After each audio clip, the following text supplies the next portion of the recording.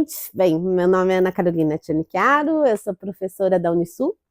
Eu dou aula nos cursos de jornalismo, de publicidade, de cinema e audiovisual, de produção audiovisual e no programa de pós-graduação, no mestrado e doutorado, né, em ciências da linguagem. E, bem, eu sou formada em jornalismo, mestre e doutora em literatura pela Federal de Santa Catarina. E que mais? Fiz pós-doutorado também em literatura na Federal do Paraná. Durante o meu doutorado, eu fiz um pedaço dele em São Francisco, na Califórnia, um doutorado de sanduíche. E acho que é isso. Bem, essa é a minha biblioteca. Sejam bem-vindos.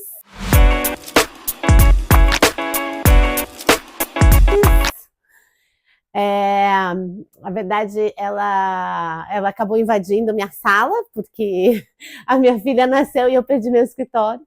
Aí eu tive que trazer para cá. Até esses tempos era só essa parte, mas daí foi ficando pequena, tive que construir aquele lado também. Mas já está pequeno também. Aquela é a biblioteca da minha filha, a bibliotequinha, a miniatura. E é isso, aqui ficam os livros, essa parte é mais os livros de ficção, né? Aqui, daí aqui para baixo a parte de teoria. Lá em cima estão os livros maiores, os catálogos de arte. Alguns não cabem assim nas prateleiras, tive que pôr em cima. Aqui também tem alguns, aqui a parte de literatura indígena, que é o que eu mais trabalho. E aí alguns catálogos também, uma parte de cinema, alguns livros de difícil catalogação, porque são coletâneas e tal, porque aqui estão divididos em ordem alfabética dos autores, né? Por exemplo, Corona, Coetzee, Cortázar, né? Pelo sobrenome do autor, Couto. E daí eu não tinha onde pôr esses que tinham, são vários autores. E aqui tem os livros de coleção, né? Essa daqui era uma coleção de literatura internacional que era da minha avó, que ela me deu. Ela morreu com 103 anos, em 2021. E ela lia muito, assim, até o final do dia, até os 103 anos dela, você dava um livro para ela, tipo, ela era o presente preferido dela, dava livros e ela devorava, assim, muito rapidamente. Aquelas outras coleções lá também, aquela lá era do meu... É uma coleção do Shakespeare, que era do meu avô, também, que é da década de 50. Esse também de literatura internacional, bem antiga. Esses daqui também são bem antigos. Vou mostrar para vocês o Lusíadas. Opa! Comecei bem. Os maracás se rebelaram contra o Camões, contra o colonizador. Vocês sabem que maracás são os chocalhos, né? De resistência. Na verdade, esse não é maracá, esse daqui é de Trinidad e Tobago, é um instrumento musical. Mas o maracás, guarani, que são esses dois, são de resistência, né, da luta indígena, são símbolos da resistência, né, porque eles tocam quando vão guerrear. E o Camões é o símbolo do colonizador, né, português.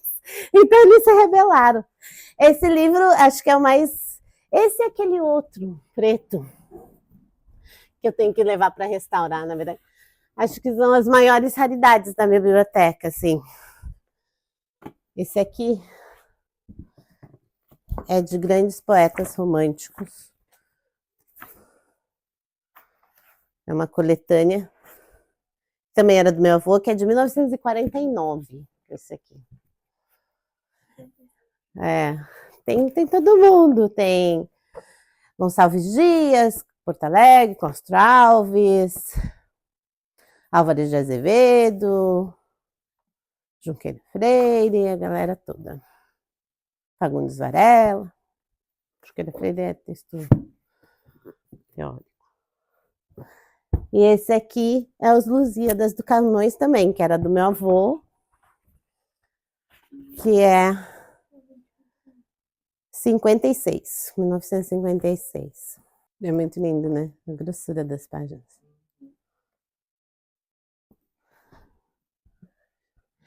Essa Bíblia também era do meu avô. É uma Bíblia que Meu avô foi prefeito de Arapongas e daí deram para ele, tem fio de ouro aqui, né? Bonita, né? Mas já saindo, né? Essas são as raridades da coleção. Opa! Ó, para combater o português, tem um poema do André Valias que é muito legal, que eu coloco junto, que é um livro-objeto. Ai, Maranhinha, presentinho. Coisas do Rio Vermelho, que é um livro-objeto que é muito legal.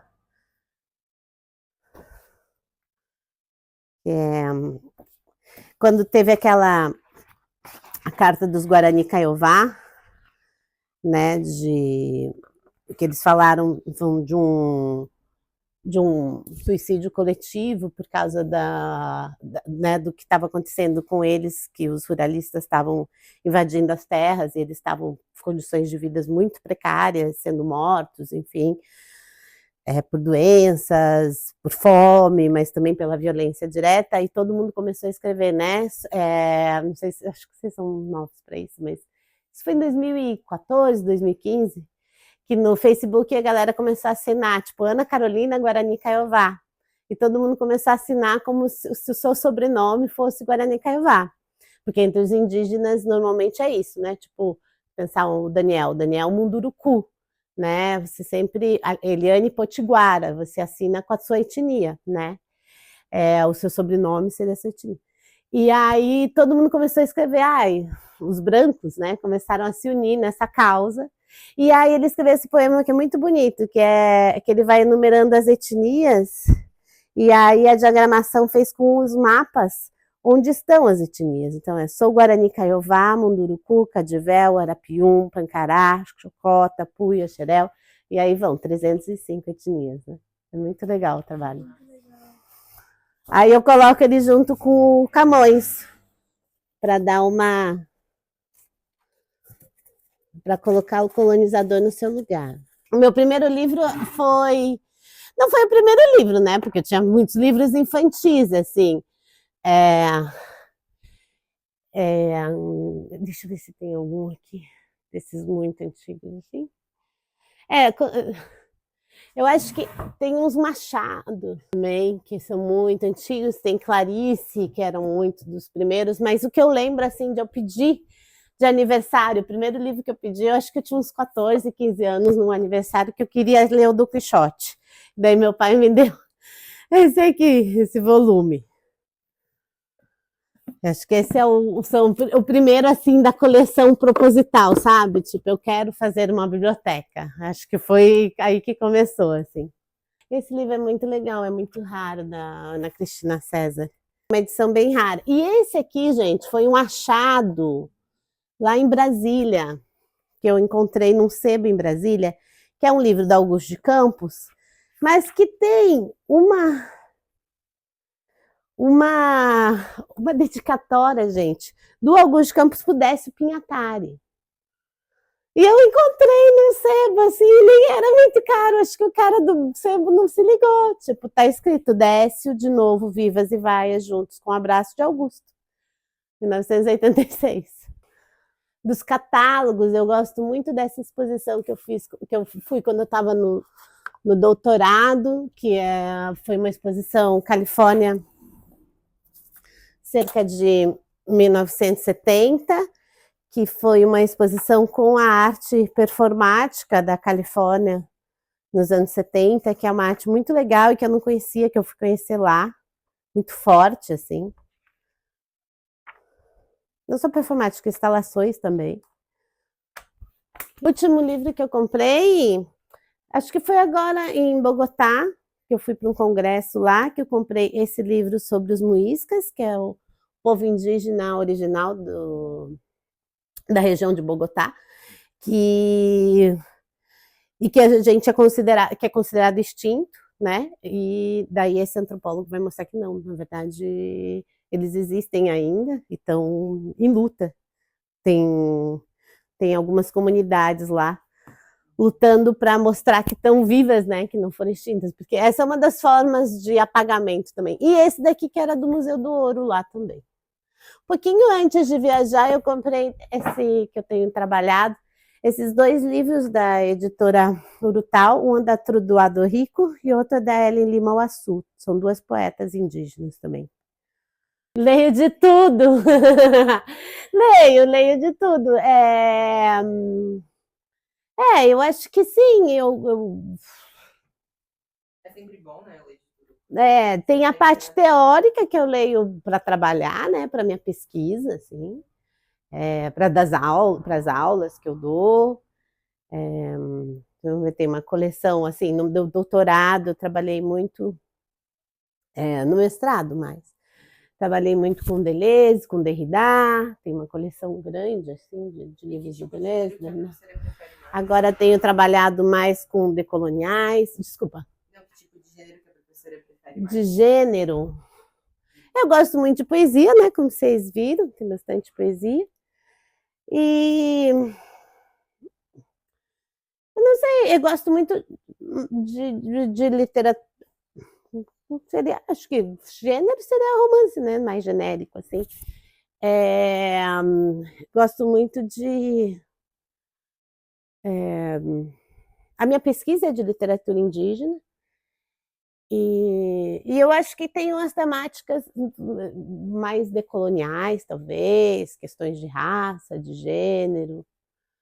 Eu acho que o meu livro preferido nos últimos tempos, não é, acho que é o livro preferido de muita gente, porque é muito, muito bom, é do Itamar Vieira Júnior, Torturado.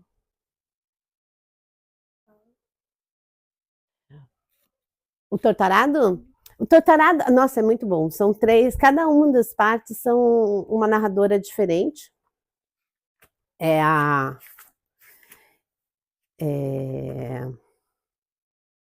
Belonísia e a Bibiana, que são duas irmãs. Uma delas é muda, cortou a língua, não pode falar. E, enfim, uma tem uma ligação toda com a terra, assim, um saber da terra, e outra tem uma vontade de estudar, de ler, de adiante, e aí tem esse embate, né, entre um saber válido, um saber não válido, toda a luta comunitária delas, toda a questão do preconceito que sofrem, e por último a narradora é uma entidade, na verdade, do candomblé. É muito bom esse livro, é incrível, assim.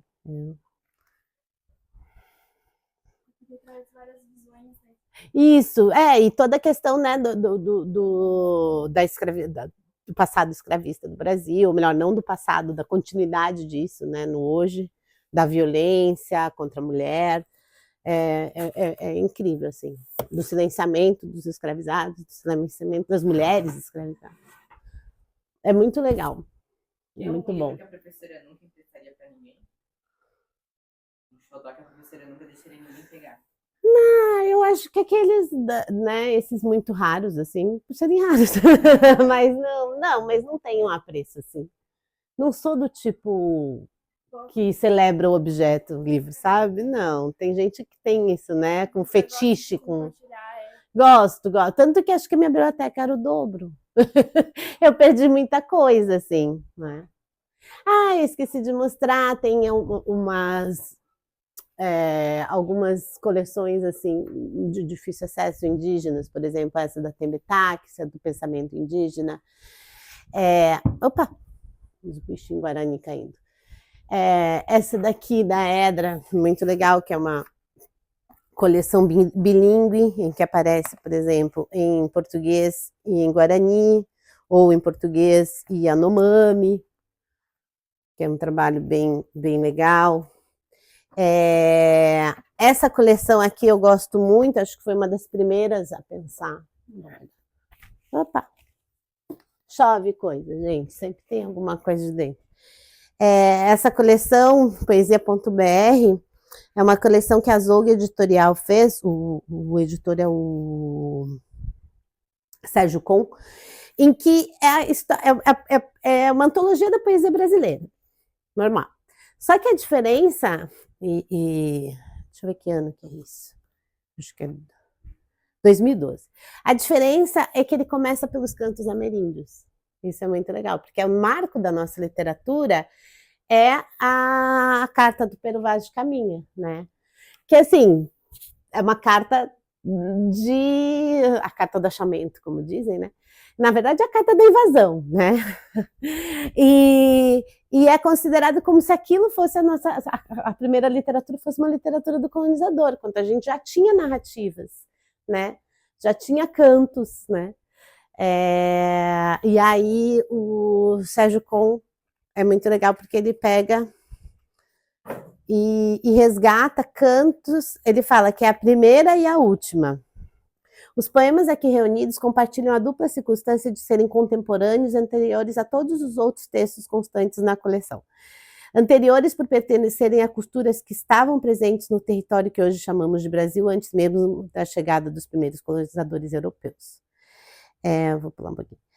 E contemporâneos porque os últimos 5 séculos foram marcados, porque se os últimos 5 séculos foram marcados pelo terrível desaparecimento de diversas culturas que habitavam esse continente, outras, inclusive as presentes nesse volume, felizmente sobreviveram, estão presentes e potentes, criando e reproduzindo seus cantos na atualidade. E também porque esses poemas trazem em si questões que marcam algumas das mais agudas questões da poesia contemporânea. O esberamento da autoria e das fronteiras das expressões artísticas, a presença da performance como parte significante, a quebra do texto enquanto monumento, entre outros. Então, é bem interessante porque é isso, se são as mais antigas, elas continuam, porque são etnias que ainda estão aí, né?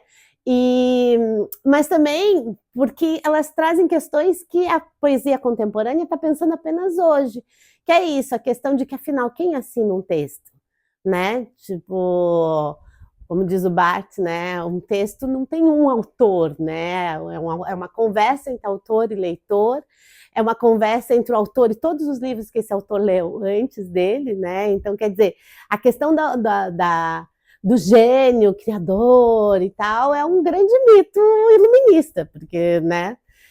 A gente pode pensar que toda literatura conversa com toda literatura, né? É uma grande conversa, assim. Essa biblioteca está falando entre si, digamos, né? Então, os cantos ameríndios trazem isso, porque não tem uma assinatura, são sempre coletivos, né? São sempre falas que você não sabe quem escreveu. Não existe essa separação entre o artista ou o escritor e quem não faz, né? Todo mundo faz literatura, né? Nesse sentido. E ao mesmo tempo a presença da performance, que é uma coisa muito cara para a poesia hoje, né? Se a gente pensar que grandes escritoras, escritores também, mas estou pensando especialmente as escritoras mulheres desse momento no Brasil, são performers, né? Vem das batalhas das minas, vem, enfim, uma série de uma relação do texto com a performance que é muito importante, assim, né? Sei lá, pensei, por exemplo, e tem mais uma coisa antes de falar disso, que foram traduzidos por poetas contemporâneos, né? Como o meu orientador, o Sérgio Medeiros, por exemplo, que é um poeta, foi meu orientador no mestrado e doutorado, e que traduz os textos dos Bororo aqui. É muito legal. Tem todo um devir também animal do texto, por exemplo, nesse texto nesse poema Machacali, da Rosângela de Tugni, em que você vê como se ela fosse virando borboleta mesmo, sabe? E aí o som do virar borboleta, que é uma coisa muito legal. Joy, joy, joy. Quer ver? Tem mais um aqui, o da Ariranha. É como se imitasse pela voz, pela fonética, o som que faria a ariranha nadando. Então, eu ia dizer, por exemplo, que eu lembrei essa coisa Ixi, onde será que tá?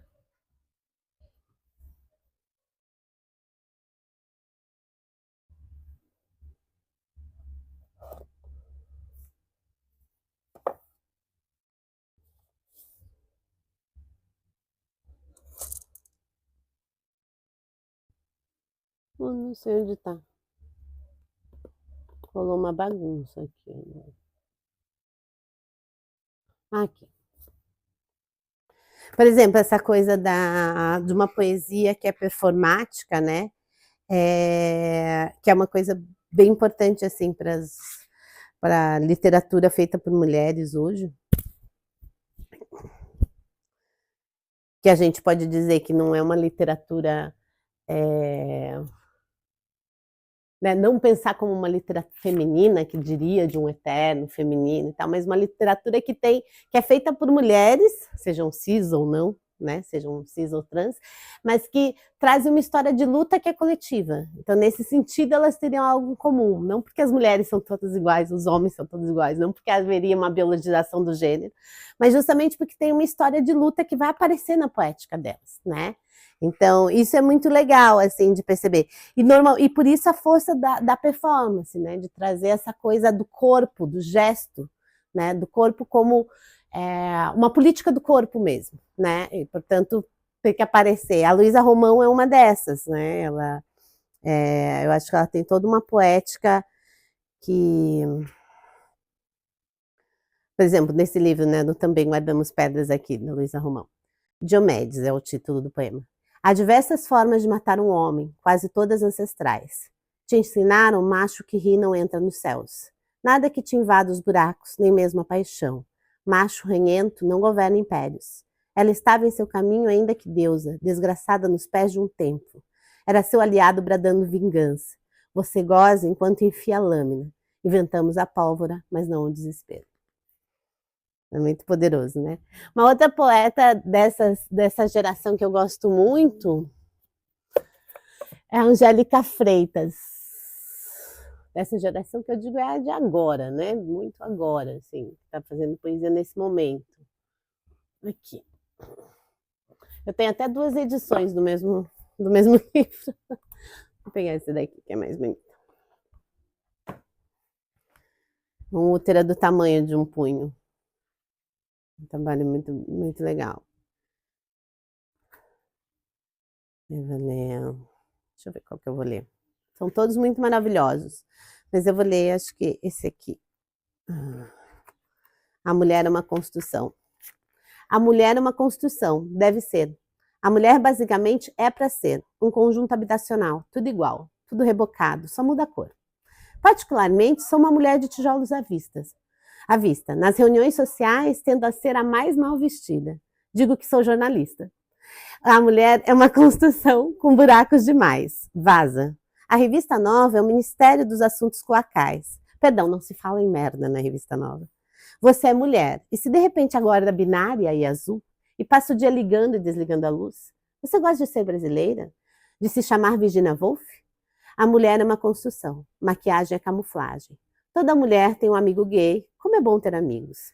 Todos os amigos têm um amigo gay que tem uma mulher que o chama de Fred Astaire. Neste ponto, já é tarde. As psicólogas do Café Freud se olham e sorriem. Nada vai mudar, nada nunca vai mudar. A mulher é uma construção.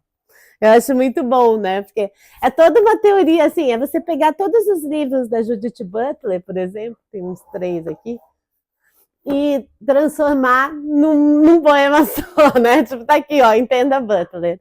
Eu acho muito bom. A poesia tem isso, né? Essa capacidade de... Eu acho que a poesia tem essa...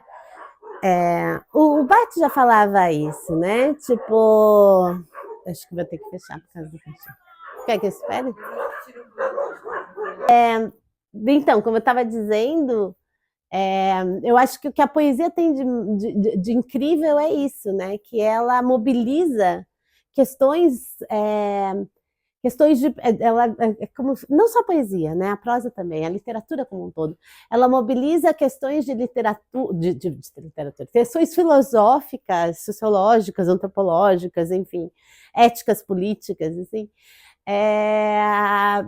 que a teoria vai demorar muito tempo para perceber, ou que vai perceber e vai precisar de muitos livros para discutir coisas que às vezes numa frase, né, o poema já diz tudo, assim, né? Então, gente, assim, eu teria outros livros mais voltados para a área de comunicação que eu poderia indicar, Mas eu gosto muito desse livro, eu tenho trabalhado muito com ele nas aulas, que é da Grada Quilomba, que se chama, que não é de comunicação exatamente, mas que é sobre discurso, sobre linguagem. Eu acho que ele é interessante de pensar, porque se chama Memórias da Plantação, episódios de racismo cotidiano, e ela é a partir da tese dela. Ela é uma psicanalista, essa é ela, maravilhosa. Ela é uma psicanalista e artista, performer, curadora, foi curadora da última Bienal, inclusive. Eu conheci ela em 2016, numa Bienal. Grada Quilomba, ela é filha de angolano com santomense e nasceu em Lisboa, em Portugal.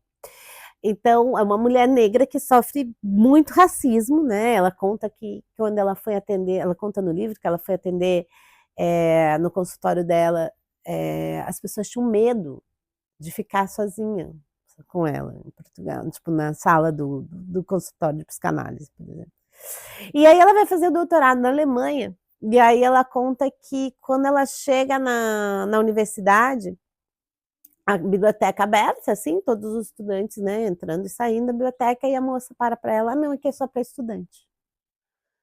Tipo, porque era uma mulher negra, não podia.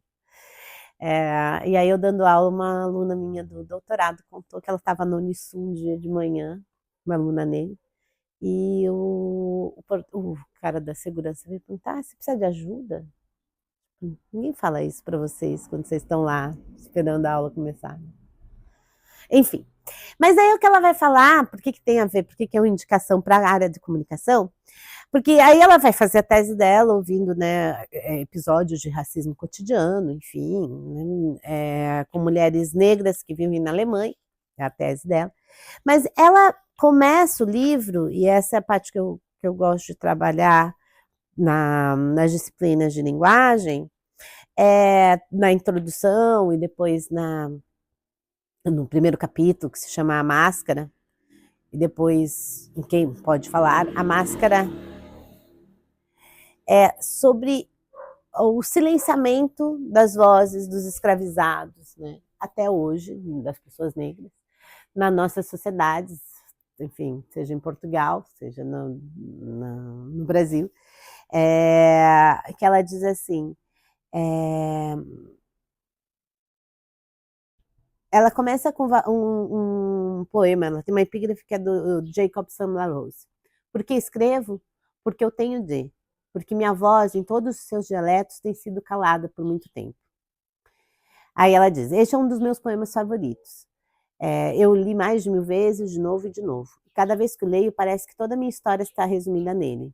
Esses 5 versos curtos evocam de modo bastante habilidoso uma longa história de silêncio imposto. Uma história de vozes torturadas, línguas rompidas, idiomas impostos, discursos impedidos e dos muitos lugares que não podíamos entrar, tampouco permanecer para falar com nossas vozes. E aí ela vai dizer de que como essa estratégia de silenciamento do colonialismo vinga até hoje, né, funciona até hoje na nossa sociedade, na medida em que quem fala são sempre brancos, são os sujeitos de conhecimento, sujeitos da fala, que são os que relatam sobre os negros e outros os indígenas, enfim, que seriam o objeto do conhecimento do branco, o objeto da fala do outro, né, que são os relatados. Então é como se a história não fosse deles. Então ela vai falar da importância, né, da escrita, de escrever, de falar, enfim, para deixar de ser objeto e se tornar o sujeito, né, o sujeito da sua própria história. Né? E eu acho interessante a gente pensar, e daí ela vai dizer, né, como é que a academia vem silenciando de diversas maneiras, assim. E uma delas é justamente pela ideia de neutralidade, de objetividade, de imparcialidade. E por isso que eu acho que é importante do jornalismo pensar sobre isso, porque a gente pressupõe que nosso ponto de vista pode ser imparcial, né? Eu sou jornalista, eu vou lá e vou falar imparcialmente, Não, quando na verdade você sempre é passado por um filtro que tem a ver com a tua história, né? E que é uma história que é de raça, de classe, de gênero, né? Que é também, enfim, de tempo, né? Em qual tempo eu estou, né? Da minha contemporaneidade, de qual lugar eu nasci, enfim, de que classe eu venho, de que gênero, de que raça. Tudo isso perpassa o filtro como a gente olha as coisas, né? A maneira como a gente vê as coisas é perpassado por esses filtros. E a gente ainda tenta acreditar numa neutralidade do jornalismo, na imparcialidade, quando na verdade ela não existe. Você sempre vai colocar seu ponto de vista sobre o fato, né? Não significa que o fato não existe, o fato está lá, mas ninguém olha esse fato como ele é, né? Todos têm um filtro para olhar, há perspectivas para olhar, né? A verdade não é uma, são verdades, né, sobre o fato. Então, é preciso que a gente deixe de ter a presunção da voz universal, né? Do olhar universal, do olhar neutro, do olhar imparcial. Perceba que há uma parcialidade ali e que nisso eu escute os outros, né? Escute outras vozes, quando vou fazer uma matéria, por exemplo, para que esses sejam sujeitos da própria fala, né? Eu acho que isso é interessante de pensar, assim, para que eu possa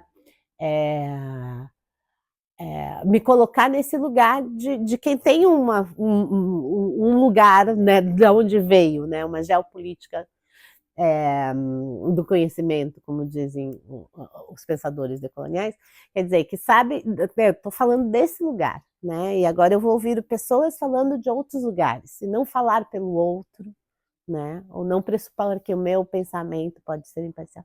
Então essa é a minha indicação. Bem, a minha biblioteca é uma pergunta difícil, porque acho que ela às vezes eu penso, nossa, se minha casa pegasse fogo, o que eu faria? Tipo, só os livros que eu queria, assim, fora as pessoas, os gatos, né? Mas tipo, é o mais importante, é o meu bem mais importante, né? Eu não teria o que fazer. Mas eu acho que, assim, o que a biblioteca significa para mim? Ela é meu instrumento de trabalho, né? Tipo, quando eu vou preparar a aula, a primeira coisa que eu faço, quando eu vou preparar meu plano de ensino, é ficar olhando para os meus livros e pensando para onde a gente vai, para onde a gente vai chegar a partir deles, né? Então, é como eu trabalho. É também uma inspiração para quando eu escrevo, né? Eu olho para esses livros, eu vou ler e vou pensar, enfim, a partir deles. Como eu disse, eu acho que todo livro conversa com outro livro, então quando eu vou escrever alguma coisa é com eles que eu converso. E também, eu acho que sei lá, né? É meu hobby, quando eu quero um momento de prazer, sentar nessa poltrona, pegar um vinho e ficar lendo, é uma das coisas, acho que mais me dá prazer, assim, um momento de paz. E, também antídoto de solidão, assim, eu acho que eu nunca tive tédio verdadeiro na vida, porque eu sempre tenho um livro na mão, tipo, nunca tô sozinha também, porque sempre tenho um livro na mão, se eu tô esperando, as pessoas dizem, desculpa, te deixei esperando, não, tudo bem, eu tava lendo, eu sempre, adoro que me deixem esperando, porque eu sempre vou estar com um livro na mão, e aí eu fico lendo enquanto espero as pessoas, então é isso, nunca entro num ônibus sem um livro, é uma coisa que eu acho que é isso, um antídoto para a solidão, um antídoto para o tédio, para pensar besteira também, quando estou muito deprê, começa, né, a mirabolar coisas.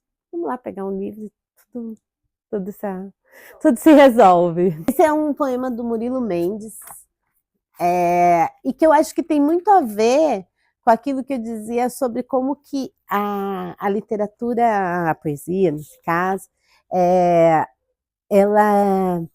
ela traduz melhor, ou antecipa até, teorias, né, filosóficas, de pensamento, éticas, e eu gosto muito dele porque eu gosto muito de uma teoria de um filósofo francês chamado Jean-Luc Nancy, que está ali, então, em que ele fala que nós não somos seres que existem soltos no mundo, nós somos ser com, né? Ser um com o outro. Nós só existimos a partir dessa relação. Não há um eu que não seja um eu a partir do outro, né? Ele vai dizer que o nós precede o eu. E esse poema do Murilo Mendes, Mapa, eu acho que é muito legal para isso. Me colaram no tempo, me puseram uma alma viva e um corpo desconjuntado. Estou limitado ao norte pelos sentidos, ao sul pelo medo, a leste pelo apóstolo São Paulo, a oeste pela minha educação. Me vejo numa nebulosa rodando, sou um fluido. Depois chego à consciência da terra, ando como os outros. Me pregam numa cruz, numa única vida. Colégio. Indignado, me chamam pelo número. Detesto a hierarquia. Me puseram rótulo de homem. Vou rindo, vou andando aos solavancos. Danço, rio e choro. Estou aqui, estou ali, desarticulado. Gosto de todos, não gosto de ninguém. Batalho com os espíritos do ar. Alguém da terra me faz sinais, não sei mais o que é o bem nem o mal. Minha cabeça voa acima da baía. Estou suspenso, angustiado, no éter. Tonto de vidas, de cheiros, de movimentos, de pensamentos. Não acredito em nenhuma técnica. Estou com meus antepassados, me balanço em arenas espanholas, é por isso que saio às vezes para a rua combatendo personagens imaginários. Depois estou com os meus tios doidos, às gargalhadas, na fazenda do interior, olhando os girassóis do jardim. Estou no outro lado do mundo, daqui a 100 anos, levantando populações. Me desespero porque não posso estar presente em todos os atos da vida. Onde esconder minha cara? O mundo samba na minha cabeça. Triângulos, estrelas, noite, mulheres andando, presságios brotando no ar, diversos pesos e movimentos me chamam a atenção. O mundo vai mudar a cara. A morte revelará o sentido verdadeiro das coisas. Andarei no ar. Estarei em todos os nascimentos e em todas as agonias. Me aninharei nos recantos do corpo da noiva, na cabeça dos artistas doentes, dos revolucionários. Tudo transparecerá. Vulcões de ódio, explosões de amor, outras caras aparecerão na terra. O vento que vem da eternidade suspenderá os passos, dançarei na luz dos relâmpagos. Beijarei 7 mulheres, vibrarei nos canjerês do mar, abraçarei as almas do ar, me insinuarei nos 4 cantos do mundo. Almas desesperadas, eu vos amo. Almas insatisfeitas, ardentes, detesto que se tapeiam, os que brincam de cabra cega com a vida, os homens práticos. Viva São Francisco e vários suicidas e amantes suicidas e os soldados que perderam a batalha. As mães bem mães, as fêmeas bem fêmeas, os doidos bem doidos. Vivam os transfigurados, ou porque eram perfeitos, ou porque jejuavam muito. Viva eu, que inauguro no mundo o estado de bagunça transcendente. Sou a presa do homem que fui há 20 anos passados, dos amores raros que tive, vida de planos ardentes, desertos vibrando sob os dedos do amor. Tudo é ritmo do cérebro do poeta. Não me inscrevo em nenhuma teoria, estou no ar, na alma dos criminosos, dos amantes desesperados, no meu quarto modesto da praia de Botafogo, no pensamento dos homens que movem o mundo, nem triste, nem alegre, chama com 2 olhos andando, sempre em transformação.